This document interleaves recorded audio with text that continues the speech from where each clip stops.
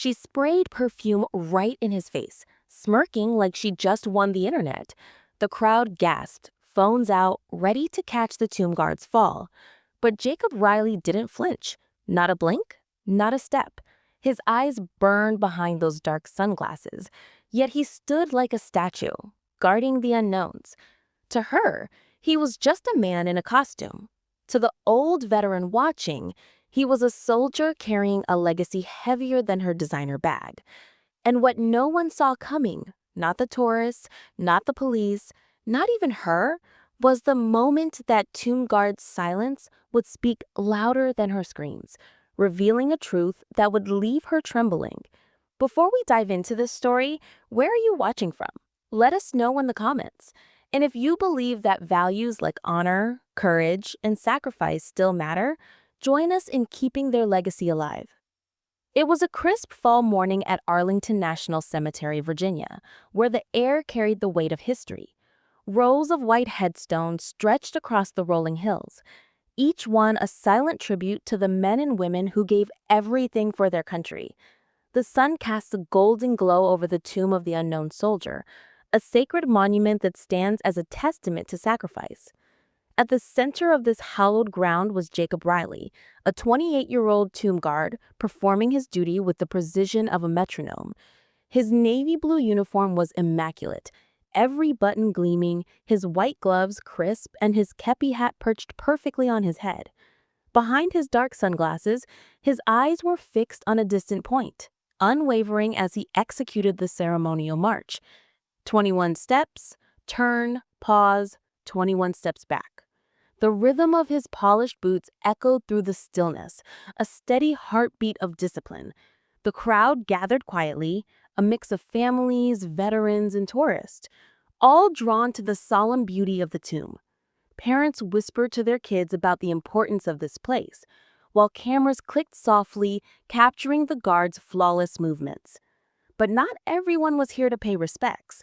Among the crowd was Vivian Marshall, a 42-year-old marketing director for a high-end cosmetics company. Her platinum blonde bob swayed as she strutted through the cemetery, her red high heels clicking like warning shots on the pavement. Her designer sunglasses perched on her nose, and a monogrammed handbag swung from her arm.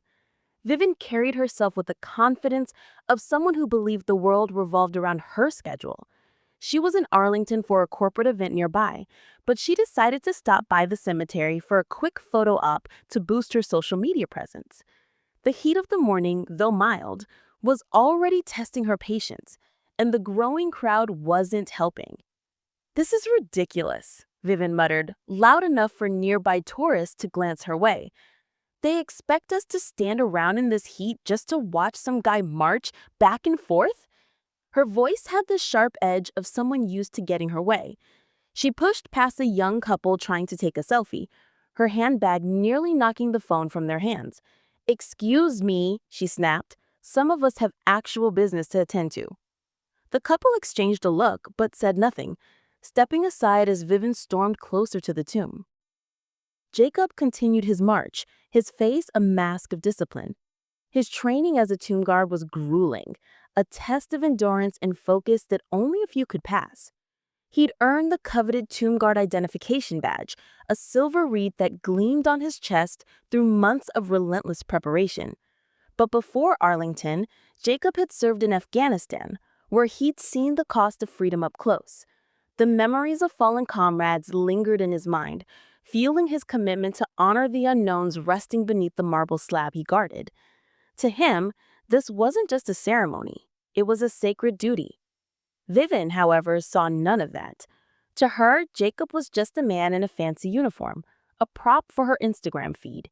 She positioned herself near the velvet ropes that marked the restricted area, angling her phone for the perfect shot. But the angle wasn't quite right. Jacob's march kept blocking her view. She huffed, adjusting her sunglasses. "Hey," she called out, her voice cutting through the reverent silence. "Can you move a little? I'm trying to get a picture here." Jacob didn't respond. His eyes remained fixed, his steps measured as if Vivian's words were just background noise. Her lips pressed into a thin line, the same expression she used when a barista got her coffee order wrong. I said, she repeated, louder now, you're in my way. Do you not see me standing here? The crowd shifted uncomfortably. A mother pulled her curious son closer, whispering for him to stay quiet. A few tourists lowered their cameras, sensing trouble brewing. Vivian stepped closer, her heels clicking aggressively. She tilted her head, studying Jacob like he was a store clerk, ignoring her complaint. "Oh, I get it," she said, her voice dripping with sarcasm. "You think you're too important to acknowledge me, huh? Playing the big tough soldier." She crossed her arms, her handbag swinging like a pendulum. "I know what I saw. You were staring at me. Don't pretend you didn't." Jacob's face remained impassive, his sunglasses hiding any hint of reaction. His training demanded absolute focus, a refusal to engage with distractions, no matter how loud or persistent. But Vivian took his silence as a personal insult. She turned to the crowd, her arms spread wide. "Can you believe this? This guy thinks he can just stare at women and ignore them when they call him out? I work in marketing, okay? I know all about professional conduct. This is harassment, plain and simple." A young father ushered his kids away, murmuring about finding a better spot to watch. An elderly couple shook their heads, unsure whether to pity Vivian or condemn her. Nearby, Frank Thompson, a 68-year-old Vietnam veteran, watched from the edge of the crowd. His weathered face showed concern, his hand resting on the service medals pinned to his jacket. He'd seen his share of confrontations, but something about Vivian's escalating anger set his old combat instincts on edge. Vivian wasn't done. She stepped even closer, her voice rising to a shrill pitch. "I'm not some nobody you can ignore. I sit on 3 corporate boards. I've had people fired for less than this." She pulled out her phone, holding it up like a weapon. "I'm going to record this, and when I post it online, you'll wish you'd paid attention to me." The crowd was thinning now, people sensing the situation was about to spiral. A street vendor selling water bottles nearby began packing up, recognizing the signs of trouble. Jacob's posture didn't waver. His boots clicked in perfect rhythm. 21 steps, turn, pause. The brass fittings on his uniform caught the sunlight, reflecting Vivian's increasingly red face.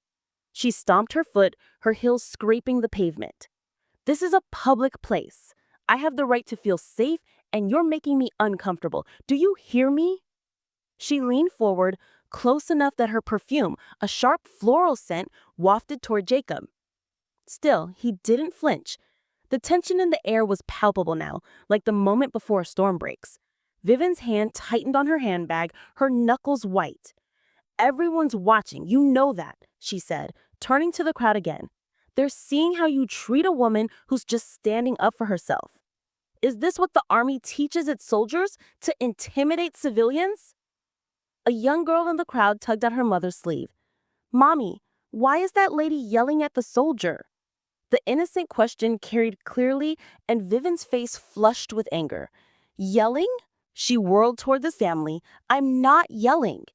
I'm protecting myself from this abuse of power." Her hand disappeared into her handbag, rummaging with sharp, angry movements. "Someone has to stand up to people like him, who think the uniform makes them untouchable." She pulled out a small, ornate bottle of perfume, its crystal design glinting in the sunlight. "I've dealt with men like you before," she hissed, stepping over the velvet ropes into the restricted area. The crowd gasped. A park ranger nearby was starting to move toward her, but Vivian was too quick. "You think you can ignore me?" she said, her voice low and dangerous. "Let's see how you like this."